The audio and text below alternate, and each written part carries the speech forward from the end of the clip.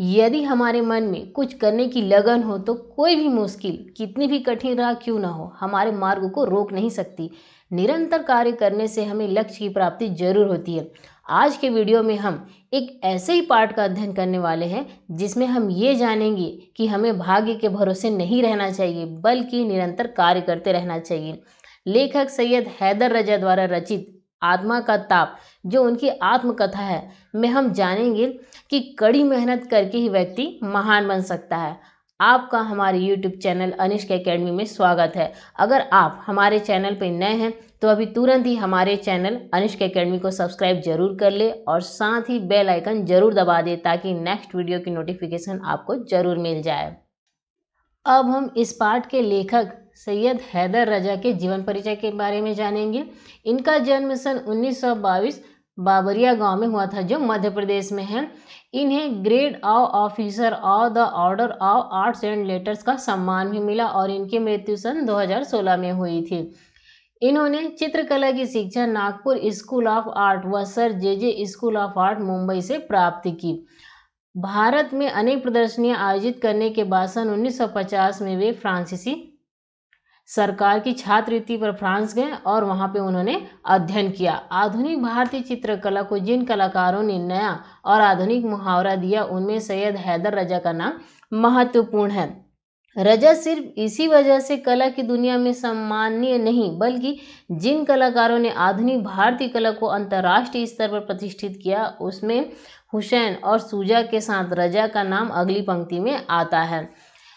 उनकी कला मतलब सैयद हैदर रजा की कला को भारत और दूसरे देशों में काफ़ी सराहा गया। Rudolf von Leyden, Pierre Gaudibert, Geeti Sen, Jacques लॉन्से, मिशेल एम्बेर आदि ने रजा पर मोनोग्राफ लिखे हैं। यहाँ दिया गया पाठ सैयद हैदर रजा की आत्मकथात्मक पुस्तक आत्मा का ताप का एक अध्याय है। इसका अंग्रेजी से हिंदी अनुवाद मधुबी जोशी ने किया है। यहाँ रजा ने चित्रकला के क्षेत्र में अपने आरंभिक संघर्षों और सफलताओं के बारे में बताया है। तो सबसे पहले हम ये जानेंगे कि आत्मकथा क्या होती है। किसी भी लेखक द्वारा अपने ही जीवन का वर्णन करने वाली कथा को आत्मकथा कहते हैं।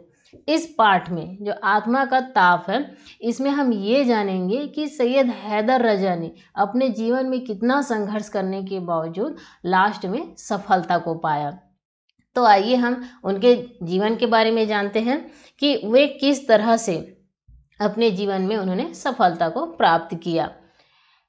जो रजा जी हैं वे शुरू से ही पढ़ाई में तेज थे और हमेशा अपने स्कूल में प्रथम आते थे। नागपुर स्कूल में उन्होंने प्रथम स्थान प्राप्त किया। उसके बाद उनके पिता की रिटायर होने के बाद उन्हें नौकरी ढूंढना शुरू किया। गोंदिया में ड्राइंग के अध्यापक बनने के बाद उन्हें बम्बई में जे स्कूल ऑफ आर्ट में अध्ययन करने के लिए सरकारी छात्रवृत्ति मिली, लेकिन देरी होने के कारण उनका दाखिला नहीं हो सका और छात्रवृत्ति जो है वो वापस ले ली गई। लेकिन देरी होने के कारण जो उनका दाखिला नहीं हो सका था और उनकी छात्रवृत्ति वापस ले ली गई, लेकिन वे वहाँ से वापस नहीं लौटे और मुंबई में रहकर अध्ययन करने का निश्चय किया क्योंकि उन्हें वहाँ अच्छा लगने लगा था और उन्हें ये लग रहा था कि शायद मेरा भविष्य यहीं बन जाए।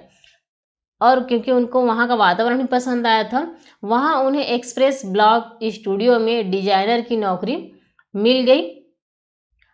सुबह 10 से शाम 6 बजे तक काम करने के बाद वे एक परिचित टैक्सी ड्राइवर के यहाँ सोने जाते थे। वो वहाँ पे एक टैक्सी ड्राइवर से मतलब अपना परिचय बना लिए थे अच्छे से, इसलिए वहाँ काम करने के बाद वहाँ सोने जाते थे।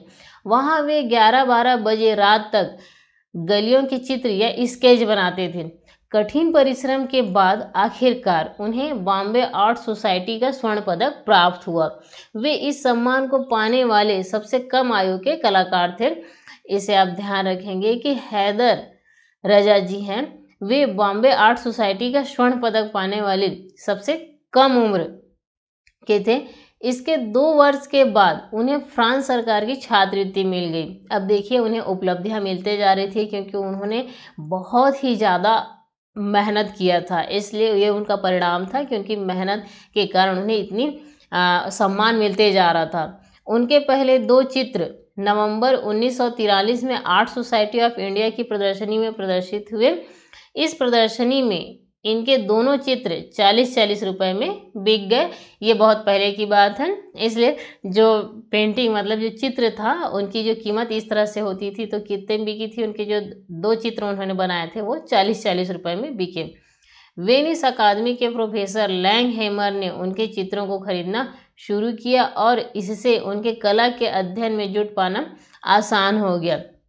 1947 में वे जे स्कूल ऑफ आर्ट के नियमित छात्र बन गए। जे स्कूल ऑफ आर्ट में दाखिला उन्हें प्रोफेसर लैंगहैमर के कारण मिला। प्रोफेसर लैंगहैमर वे वेनिस अकादमी में प्रोफेसर थे। वे रजा के बनाए चित्रों से प्रभावित होकर उन्हें चित्रकारिता के लिए अपना स्टूडियो भी दे दिया। साथ ही द टाइम्स ऑफ इंडिया में आर्ट डायरेक्टर होने के कारण प्रोफेसर लैंगहैमर रजा के बनाए चित्रों को देखते, बारीकी से उसका विश्लेषण करते थे। धीरे धीरे रजा के चित्रों को वे खरीदने भी लगे। इससे रजा को इतनी मदद मिली कि उन्हें जे स्कूल ऑफ आर्ट्स में नियमित छात्र के रूप में दाखिला मिल गया और रजा ने मुख्य डिजाइनर की नौकरी भी छोड़ दी। वे 1947 में जे स्कूल ऑफ आर्ट का नियमित छात्र बन गए क्योंकि वो नौकरी के बिना भी अपनी फीस और रहने का खर्चा उठा सकते थे, इसलिए उन्होंने अपनी नौकरी भी छोड़ दी। सन 1947 और 1948 में उनके जीवन में महत्वपूर्ण घटनाएं घटी जो उनके लिए सबसे कठिन भरा समय था। 1947 में उनकी मां का देहांत हुआ और 1948 में उनके पिता का देहांत हुआ। उस समय रजा की उम्र 25 वर्ष की थी।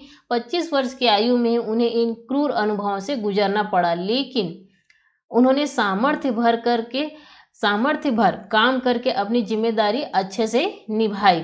सन 1948 में ही श्रीनगर की यात्रा के दौरान उनकी भेंट प्रख्यात फ्रेंच फोटोग्राफर हेनरी कार्तिये ब्रेंसा से हुई। उन्होंने रजा को पेंटिंग के असली मायने समझाए। रजा की फ्रेंच पेंटिंग में खास रुचि थी, इसलिए उन्होंने पेरिस जाने का निश्चय किया।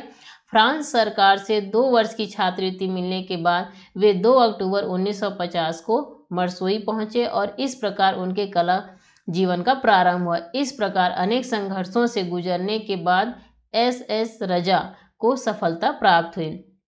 एस रजा मतलब सैयद हैदर रजा।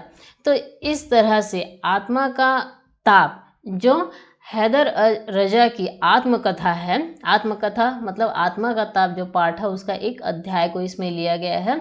तो इस पाठ में उन्होंने अपने जीवन में क्या क्या संघर्ष किए, किस तरह से उनके जीवन में कठिनाइयाँ आई और उन कठिनाइयों का उन्होंने कैसे सामना किया, इस चीज़ के बारे में उन्होंने बताया है।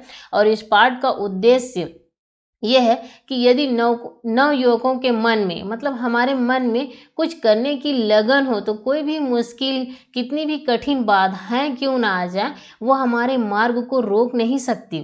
तो इस पाठ का जो उद्देश्य है वो नव युवकों को कार्य करने के लिए प्रेरित करना है। मतलब अगर हम निरंतर कार्य करते रहेंगे, अपने लक्ष्य को ध्यान में रखते हैं, उस पर हमेशा कड़ी मेहनत करते रहेंगे तो हमें सफलता जरूर मिलती है।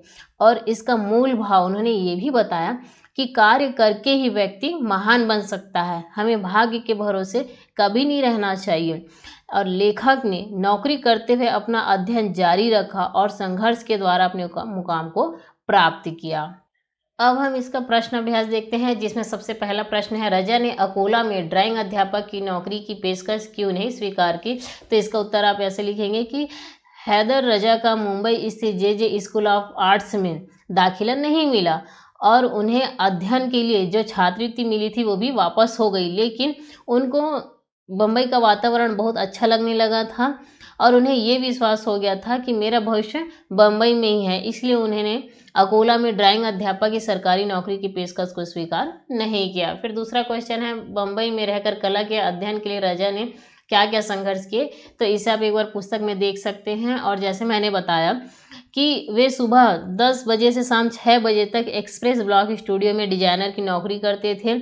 इसके बाद वे मोहन आर्ट क्लब में कला अध्ययन करने जाते थे।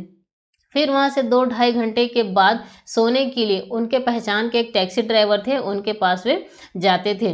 तो इस तरह से उन्होंने अपने जीवन में कला के अध्ययन के लिए और संघर्ष किए। इसे आप पुस्तक में और अच्छे से देख के लिख सकते हैं। फिर तीसरा है, भले ही 1947 और 1948 में महत्वपूर्ण घटनाएं घटी हो, मेरे लिए वे कठिन बरस थे। रजा ने ऐसा क्यों कहा? जैसे कि सार में आपने अभी सुना कि 1947 और 1948 ये उनके जीवन की महत्वपूर्ण घटनाएं थी। 1947 उस समय हमारा भारत स्वतंत्र हुआ था और विभाजन भी हुआ था, देश का विभाजन हुआ था, तो इस समय देश का माहौल भी सही नहीं था। और दूसरी चीज़ कि 1947 में उनकी माँ का देहांत हो गया था और 1948 में उनके पिता का। उस समय हैदर रजा की उम्र सिर्फ 25 थी, जिसके कारण वे मतलब ये दोनों घटनाएं होने के कारण पारिवारिक जिम्मेदारी उन पर ज़्यादा बढ़ गई थी, लेकिन फिर भी उन्होंने अपने जो जिम्मेदारी थी उसको बहुत अच्छे से निभाया। रजा के पसंदीदा फ्रेंच कलाकार कौन थे? तो पुस्तक में दिया है, इन कलाकारों का नाम आप इसमें याद रखेंगे। नाम है सेजान, वान Gogh, Goga, Picasso, Metis, सागाल, Brock आदि ये प्रमुख थे। फिर ये पांचवा प्रश्न है, तुम्हारे चित्रों में रंग है, भावना है, लेकिन रचना नहीं है। तुम्हें मालूम होना चाहिए कि चित्र इमारत की तरह बनाया जाता है, आधार, नींव, दीवारें, बिंब, छत, और तब जाकर वह टिकता है। तो यह बात पहला दिया है, किसने किस संदर्भ में कही? तो ये बात प्रख्यात फ्रेंच फोटोग्राफर ने श्रीनगर की यात्रा के दौरान रजा से की थी। फिर दूसरा है, रजा पर इसका क्या प्रभाव पड़ा? तो ये जो बात है उसका रजा पे बहुत ही गहरा प्रभाव पड़ा। वह फ्रेंच सीखने के लिए मुंबई लौटकर अलियांस फ्रांसे में दाखिला ले लिया। फ्रेंच पेंटिंग में अत्यंत रुचि के बावजूद चित्र में रचना मतलब बनावट की उसे समझ नहीं थी। वह चित्र में रचना को समझना चाहता था। तो इन बातों का जो फ्रेंच फोटोग्राफर थे उनका हैदर रजा पे बहुत ही गहरा प्रभाव पड़ा था। तो इस पाठ का सार और पुस्तक में इस पाठ को एक बार आप अच्छे से अध्ययन करेंगे तो इसके प्रश्न अभ्यास के उत्तर को आप आसानी से लिख सकते हैं। अगर यह वीडियो आपको पसंद आई हो तो इस वीडियो को लाइक व अपने क्लासमेट को शेयर जरूर करें और साथ ही हमारे चैनल अनिष्क एकेडमी को सब्सक्राइब करना ना भूलें।